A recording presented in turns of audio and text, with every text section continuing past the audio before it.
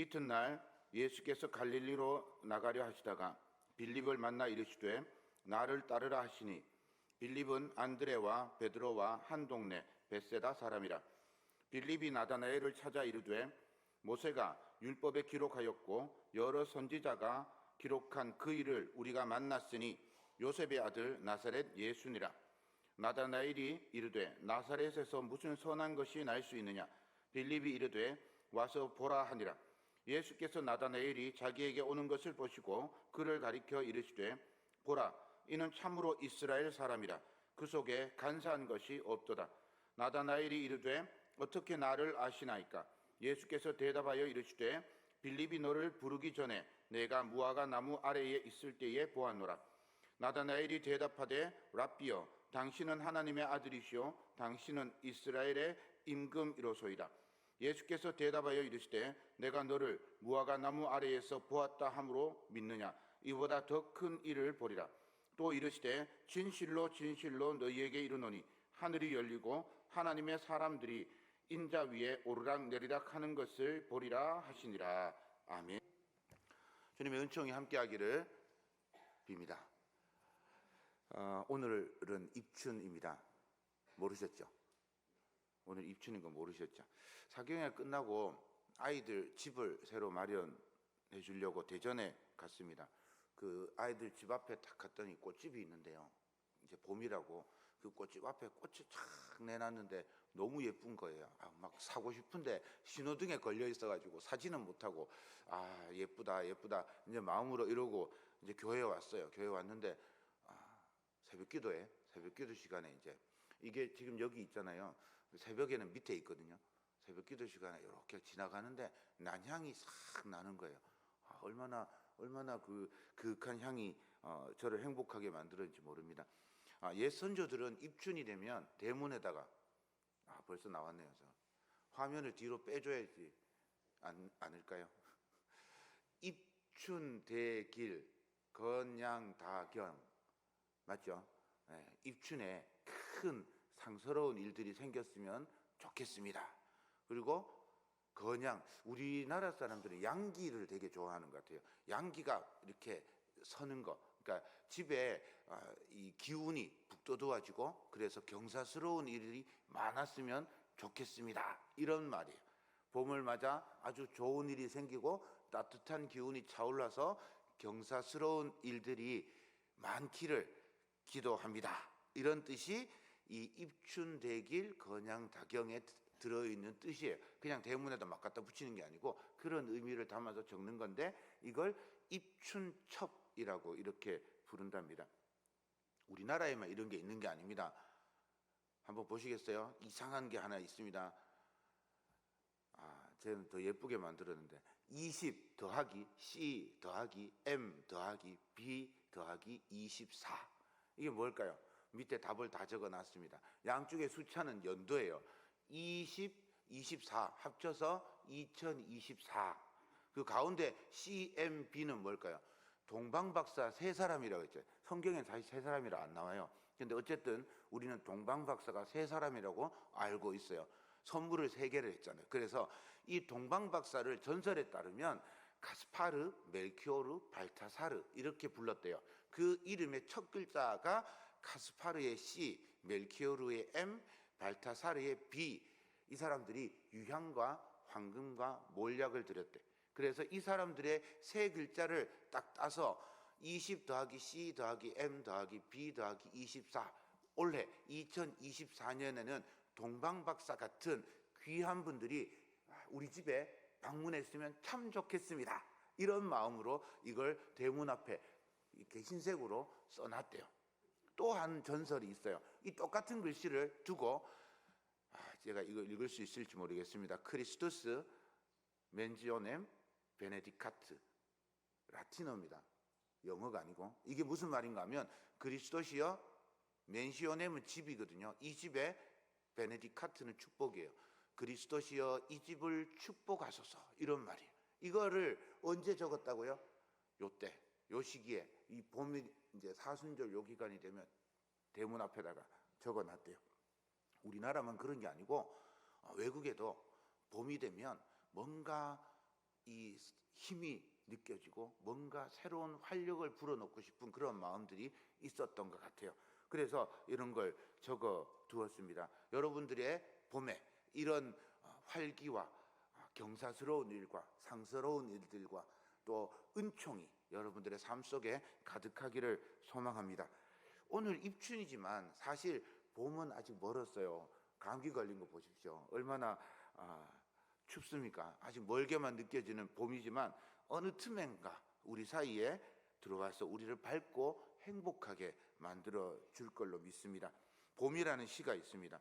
기다리지 않아도 오고 기다림마저 잃었을 때에도 너는 온다. 어디 뻘밭 구석이거나 썩은 무릉덕이 같은 데를 기웃거리다가 한눈 좀 팔고 싸움도 한판 하고 지쳐 나자빠져 있다고 다급한 사연 들고 달려간 바람이 흔들며 깨우면 눈 비비며 너는 더디게 온다. 더디게 더디게 마침내 올 것이 온다. 너를 보면 눈부셔 일어나 맞이할 수가 없다.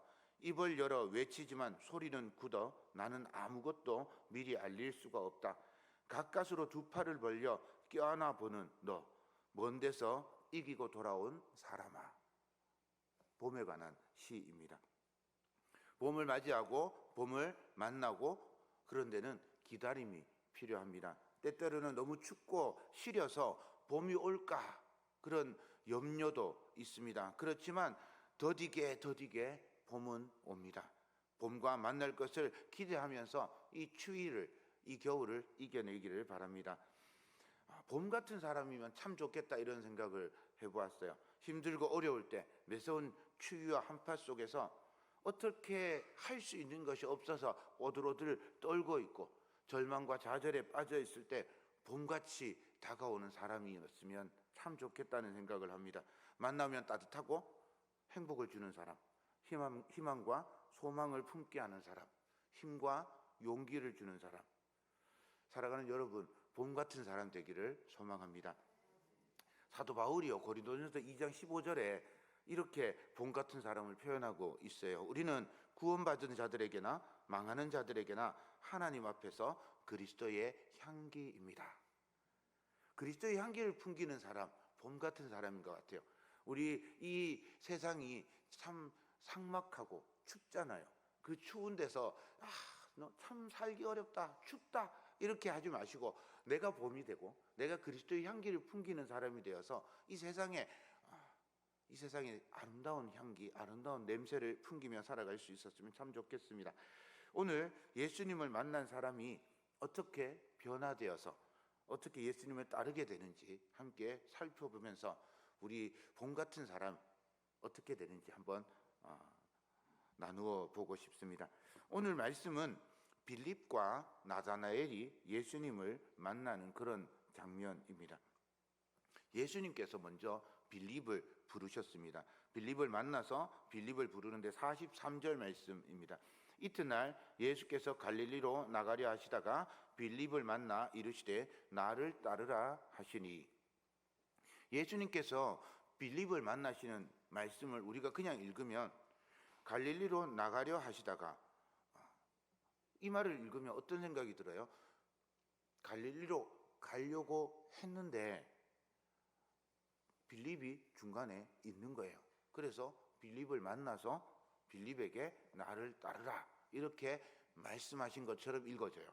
그래서 마치 빌립을 우연히 만난 것처럼 그렇게 읽어집니다. 빌립의 입장에서는 예수님을 우연히 만난 게 맞아요. 그런데 예수님의 입장에서는 빌립을 우연히 만난 것이 아닙니다. 영어 성경이나 원어 성경을 보면 이 만나다라고 하는 말을요 찾다라는 말로 적어 놓았어요. 그냥 찾는 게 아니고 열심히 목적을 가지고 찾는 거예요. 그냥 이렇게 두리번거리다가 저기 제 아내가 있네요 이렇게 만나는 게 아닙니다. 목적을 가지고 수정이가 어디 있을까, 경미가 어디 있을까 이렇게 눈에 힘을 빡 주고 막 찾아보는 거예요. 찾아보다 보면 저기 있네 이렇게 찾는 거죠. 요게 만난다라고 하는 말입니다. 찾았다라고 하는 말이죠. 예수님께서 빌립을 만나려는 목적을 가지고 빌립을 찾아서 만난 거예요. 우리는 그냥 우연히 만난 것으로 읽어지지만 예수님께서 제자들을 부르실 때는, 제자들을 만나실 때는 목적을 가지고, 이유를 가지고 만나셨다라고 하는 사실을 알 수 있습니다. 그리고 빌립은 예수님이 부르시는 그 소리에 즉시 응답하고 예수님을 따랐습니다. 예수님이 찾아오시기 전에, 예수님을 만나기 전에 빌립은 수많은, 아마 예수님 시대에 전 세계 인구가 3억 정도 되었답니다. 그러니 3억 명 중에 한 명이었어요. 그리고 베세다라고 하는 동네가 그렇게 유명한 동네가 아니에요. 그냥 그 물고기 좀 잘 잡히는 그런 조그마한 어촌 마을이에요. 한 300명 살았대요. 300명. 지금 300명이면 150호 이렇게 생각할 수 있죠. 옛날에는 자식을 몇 명이나 낳아요? 9명. 적게 나오면 9명. 많이 나오면 14명 이렇게 낳았다 그러잖아요. 사경회 때 그러더라고요. 목사님이 적게 낳아가지고 9명 낳았다 그래요. 저희 집은 완전히 이건 실수로 4명밖에 못 낳았어요. 그러니까 얼마나 적게 낳은 거예요. 우리 아버지 어머니는 진짜 적게 낳은 거예요. 옛날에는 많이 낳았단 말이에요. 그러니까 300호 300명 살았다 이러면 100호도 안 되는 거예요. 그 집에 100호도 안 되는 집안이니까 얼마나 작은 마을이에요. 그 작은 마을에 서로 다 아는 거기 별 볼 일 없는 그런 인생 한 명이었던 거죠. 그런데 예수님이 찾아 부르시니 그 인생이 변화되는 거예요. 예수님의 제자들이 다 그래요. 시몬을, 안드레를, 야고보를, 요한을, 빌립을 찾아 부르실 때 그들은 정말 보잘것없고 평범한 인생이었습니다. 그런데 예수님께서 제자 삼아 주시니 그 인생이 예수님을 만남으로 완전히 변화된 인생이 되었습니다. 예수님이 찾아 만나시니 그 만남은 우연한 만남이 아니라 사건이 되었어요. 세상이 바뀌는 놀라운 사건으로 변화되게 되었습니다. 우리에게도 같은 사건이 일어난 줄로 믿습니다.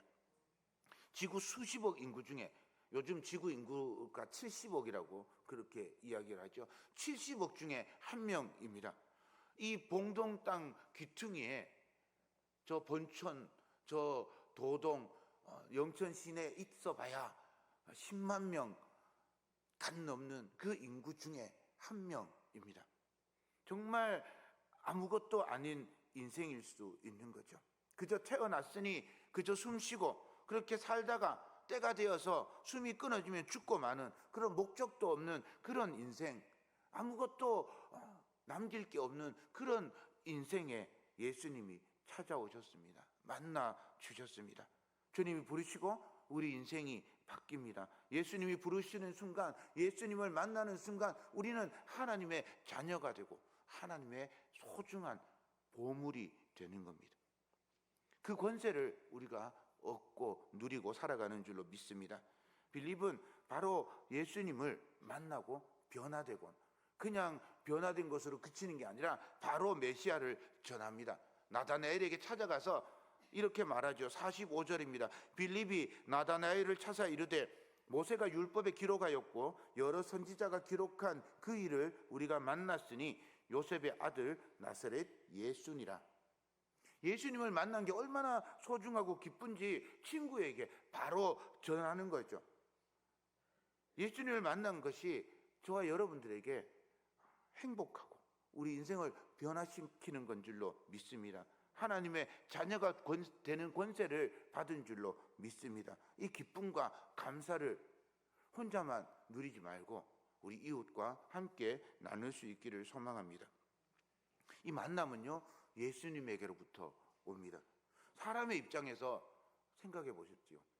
사람의 입장에서 생각해 보면 예상치 못한 일이에요. 하나님께서 사람이 되실 줄 누가 알았겠습니까? 하나님께서 십자가에 달려 돌아가실 줄 누가 알았겠어요? 예기치 못하는 이 오심이 우리를 당황스럽게 합니다. 놀랍고 당황해서 제대로 반응하지 못할 수도 있죠. 예수님께서 갑자기 오시면 내 속에 부끄러운 것들, 감추고 싶은 것들, 약한 것들, 죄와 허물들이 고스란히 드러나게 됩니다. 그러니 당황하고 부정할 수밖에 없는 거죠.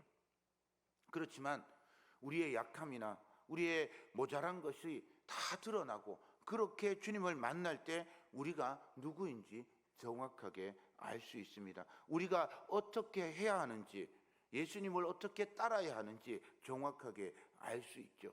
죄가 드러날 때 회개도 가능하고요, 죄사함을 받는 용서도 가능하게 됩니다. 예수님이 오심이 당황하고 부끄럽고 그래서 꽁꽁 마음을 닫아 걸고 치장한 겉모습만 보이면 끝까지 예수님을 제대로 만날 수 없고 우리의 삶도 새롭게 될 수 없는 겁니다. 빌립이 예수님을 소개하니까 나다나엘이 이렇게 대답합니다. 46절입니다. 나다나엘이 이르되 나사렛에서 무슨 선한 것이 날 수 있느냐? 빌립이 이르되 와서 보라 하니라. 예수님의 갑작스러운 초청에 나다나엘이 반응하는데 어떤 반응을 하는가 하면 나사렛에 선한 것이 날 수 없다라고 하는 말로 이 예상치 못한 만남을 부정하고 있습니다. 여기에 편견이 들어 있습니다. 부정하고 거부하려는 마음속에는 선입견과 편견이 큰 역할을 합니다. 나사렛에 무슨 선한 게 날 수 있느냐? 성경을 돌아보면 메시아는 베들레헴에 태어난다고 했다. 그런데 이 베들레헴하고는 전혀 상관없는 저 북쪽에 나사렛 조그만 마을, 저 변방 마을에 무슨 선한 게 태어날 수 있느냐? 선입견은 굉장한 힘을 가지고 있습니다. 그래서 사실 요한복음은 가만히 들여다보면 이 당시 유대인들이 가지고 있던 선입견들, 로마에 퍼져 있던 편견들을 깨고 부수기 위해서 굉장히 많은 노력을 합니다. 우리의 믿음에도 이런 선입견과 편견들이 있습니다. 우리는 종종 내가 생각하는 예수님, 내가 믿어온 하나님, 내가 알고 인정하고 있는 범위 안에서만 믿으려고 합니다. 그 범위를 넘어서는 것에 대해서 당혹감을 가지고 또 그것에 대해서 부정하는 경향들이 있습니다. 예전에 받은 은혜로 족하다고 생각할 때도 많이 있습니다. 말씀을 읽을 때도 그렇습니다. 이미 알고 있는 말씀을 읽으면 건성으로 읽어 넘어가기 쉽습니다. 대충 읽으려고 하죠. 이미 알고 있으니까 집중해서 읽으려고 하지 않습니다. 그렇게 건성으로 읽어가면 이 말씀은 그저 문자일 뿐이죠. 이 말씀이 정말 살아있고 능력 있는 말씀이라고, 오늘 나에게 완전히 새롭게 다가오는 말씀이라고 그렇게 갈망하는 마음으로, 새로운 마음으로 말씀에 다가갈 때 그 말씀이 우리에게 능력으로 드러날 겁니다. 그런데 이미 우리가 알고 있는 말씀이라고, 혹은 이거는 별 메시지 없는 말씀이라고 딱 선입견을 만들어 놓고 말씀을 읽으면 말씀이 능력을 나타낼 수가 없는 거죠. 그러니 말씀을 읽을 때는 늘 새로운 마음으로 처음 읽는 것처럼 그렇게 말씀을 읽어야 합니다. 우리가 가지고 있는 선입견이나 편견들을 내려놓고 말씀을 읽어야 하는 거죠. 예수님을 만나고 따르기 위해서 우리가 해야 되는 것, 먼저 선입견과 편견을 포기하는 겁니다. 선입견과 편견을 포기한다는 말이 어색해 보일 수 있지만 내가 가지고 있는 생각이나 나의 기대나 예수님을 향한 나의 마음이나 하나님께 바라는 것들, 그 모든 것들을 먼저 포기하는 게 중요합니다. 그렇게 포기하고 그리고 나서 하나님을 바라볼 때, 예수님을 만날 때, 그때 참된 따름이 우리에게 시작될 겁니다. 나사렛에서는 선한 것이 날 수 없다. 메시아는 나사렛에 태어날 수 없다. 메시아는 유대를 독립시키기 위해 오시는 왕이다. 그리스도는 새로운 이스라엘을 세우고 로마의 압제에서부터 우리를 해방시켜 주실 분이다. 이런 선입견과 기대를 포기할 때 참으로 예수님을 따를 수 있게 됩니다. 나다나엘은 지금까지 자기가 믿었던 그 기대, 그 믿음을 포기해야 합니다. 성경이 뭐라고 하든 나는 내가 믿고 싶은 대로 믿을 거야. 그러니 참견하지 마세요. 내 믿음은 내가 지킵니다. 내 믿음은 내가 잘 알아요. 라고 하는 순간에 우리는 예수님을 따르는 길에서 떨어져 나갈 수 있습니다. 그러니 우리 삶에 포기해야 되는 것들이 무엇인지 돌아보면서 참으로 예수님을 만나고 예수님을 따르기 위해서 매일 우리 자신을 돌아보아야 할 줄로 믿습니다. 나다나엘이 예수님을 만났어요. 예수님께서 그를 향해서 이렇게 말씀하십니다. 예수께서 나다나엘이 자기에게 오는 것을 보시고 그를 가리켜 이르시되 보라, 이는 참으로 이스라엘 사람이라. 그 속에 간사한 것이 없도다. 이 말씀은 예수님께서 나다나엘에게 한 말씀이지만 동시에 제자들에게 하신 말씀이고 또한 예수님을 만나는 모든 사람에게 하시는 말씀이기도 합니다. 예수님께서는 나다나엘의 겉모습을 보시는 것이 아니라 그의 속, 그의 내면, 그의 영을 보고 말씀합니다. 나다나엘을 향해서 그는 참 이스라엘 사람이다라고 그렇게 부르고 계십니다. 여기 이스라엘이라고 하는 말은요, 마지막에 51절과도 연결되는 말씀인데 야곱의 바뀐 이름입니다. 야곱은 속이는 사람, 간사한 사람입니다. 야곱은 그 이름답게 어떻게든 그 장자권을, 축복을, 여자를, 재산을 속이고 빼앗으려고 했던 사람입니다. 야곱이 야복강에서 하나님을 만나고 이스라엘이라는 새 이름을 받게 됩니다. 나다나엘을 향해서 예수님께서 너는 야곱이 아니라 간사한 자가 아니라 속이는 자가 아니라 참 이스라엘이라고 그렇게 말해주고 있습니다. 제자는 야곱이 아니라 참 이스라엘이어야 합니다. 참된 따름은 참된 이스라엘 사람이 되는 것을 의미하는 겁니다. 요한복음은 나다나엘을 위로부터 오신 메시아를 만남으로 인해 새롭게 창조될 새 이스라엘의 전형적인 모습으로 묘사하고 있어요. 출애굽으로 옛 이스라엘이 탄생했던 것처럼 예수님의 대속과 희생을 통해서 새로운 출애굽과 그래서 새로운 이스라엘 사람이 만들어질 거란 것을 나다나엘을 통해서 가르쳐주고 있습니다. 그러면 새 이스라엘로 예수님을 따르는 자는 어떤 사람일까? 누가 새 이스라엘 사람일까? 나다나엘의 고백을 통해서 우리에게 가르쳐주고 있습니다. 48절 말씀입니다. 나다나엘이 이르되 어떻게 나를 아시나이까? 예수께서 대답하여 이르시되 빌립이 너를 부르기 전에 내가 무화과 나무 아래에 있을 때에 보았노라.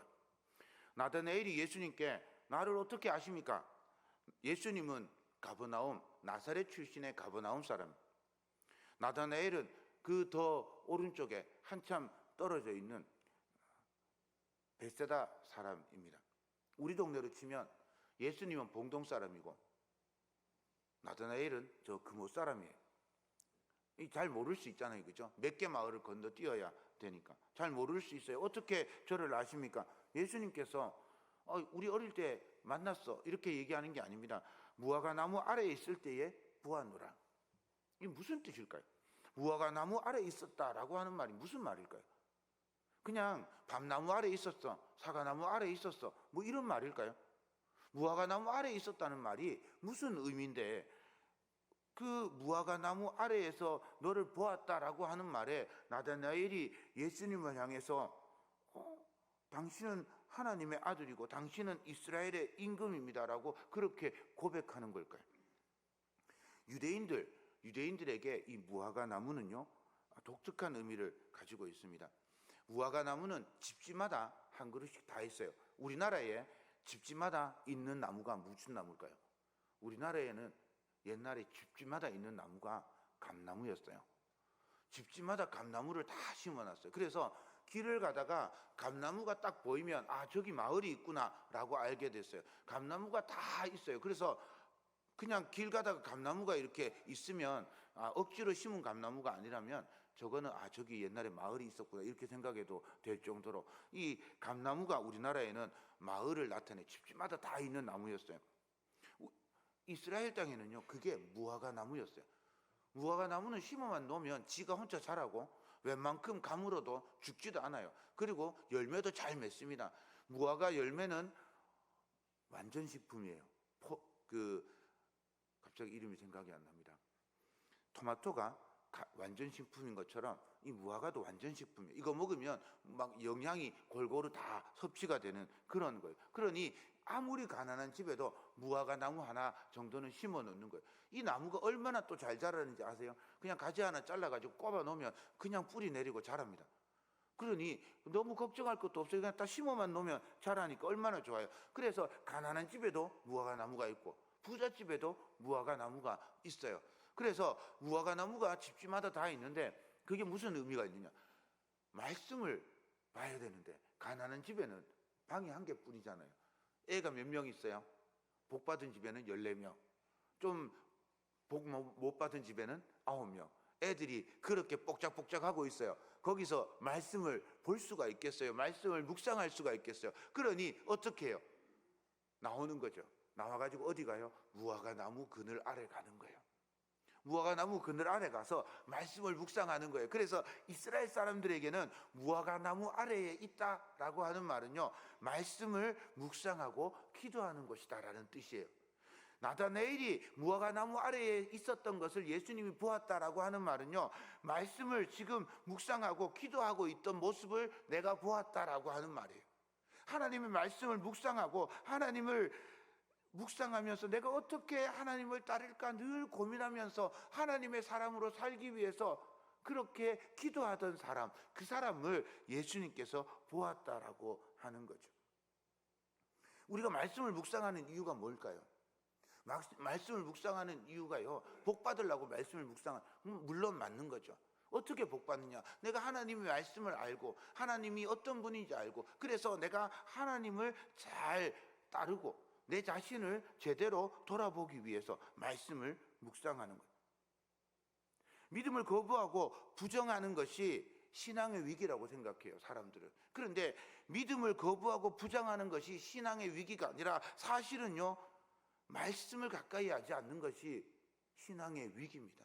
말씀을 가까이 하지 않으면 그때부터 점점 하나님에게서부터 멀어져 가는 거죠. 분주하고 조급해서 쫓기고 살다 보면 그게 신앙의 위기라고 생각하는데 그게 아니라 그렇게 하면 말씀을 가까이 할 수 없기 때문에 정비 없이 달리는 자동차는 결국 고장날 수밖에 없잖아요. 말씀이 우리를 정비하고 말씀이 우리를 바르게 살도록 만들어주는 거예요. 그래서 말씀을 묵상하고 있는 나다나엘을 참 이스라엘이라고, 참 제자라고 그렇게 예수님께서 부르시고 만나시는 겁니다. 한자에 보면 바쁘다라고 하는 말이 있습니다. 망자입니다. 바쁠 망자는요, 마음 심자, 저 바쁠 망자의 왼쪽에 있는 게 마음 심자예요. 마음 심자가 한자의 변으로 오면 저렇게 바뀝니다. 마음 심자 옆에 망할 망자, 죽을 망자가 붙어 있는 거예요. 그게 바쁜 거예요. 이게 우리에게 생각할 게 많습니다. 바쁘면 마음이 죽는데요. 왜 그럴까요? 바쁘면요, 자기의 근본을 잊어요. 인생의 우선순위가 어디에 있는지 잊어버리는 거예요. 무엇보다 신앙적으로 생명의 원천이신 주님을 잊어버리니까 결국 망하고 죽을 수밖에 없다는 거예요. 비슷한 한자가 또 있습니다. 잊을 망자입니다. 이건 죽을 망자, 망할 망자 위에 마음 심자가 있는 겁니다. 잊을 망자는요, 마음이 죽거나 망한 건데 아래 위로 있는 거예요. 바쁘게 살면 마음이 죽는 거예요. 바쁘게 살면 인생의 우선순위를 잊어버리고 주님을 잊어버리고 생명의 원천에서 뿌리가 잘려나가 버리는 거죠. 그래서 결국 메말라 죽게 되는 겁니다. 나다나엘은 우리에게 질문하고 있습니다. 우리 삶의 무화과 나무가 어디 있을까요? 여러분의 삶의 무화과 나무는 어디 있습니까? 여러분들이 하나님의 말씀을 받고 하나님과 깊이 교제하고 하나님께 기도하는 자리가 어디 있습니까? 넘어가셔도 됩니다. 바빠서 지나갑니다. 가정의 무화과 나무는 어디 있을까요? 가장으로서 혹은 직장으로서 여러분들의 무화과 나무는 어디 있을까요? 교회를 섬기는 봉사자로서 사명자로서 우리의 무화과 나무는 어디 있을까? 우리 삶의 중심에 주님을 모시고 주님을 따르기 위한 우리의 무화과 나무가 마련되기를 소망합니다. 그렇게 우리에게 말씀을 가까이 하고 말씀을 우리가 묵상하고 기도하는 자리, 그 자리에서부터 주님을 따를 수 있게 되는 겁니다. 사랑하는 여러분, 우리 주님을 만나고 주님과 깊이 교제하고 주님과 함께하는 그런 은총이 저와 여러분들에게 충만하기를 소망합니다.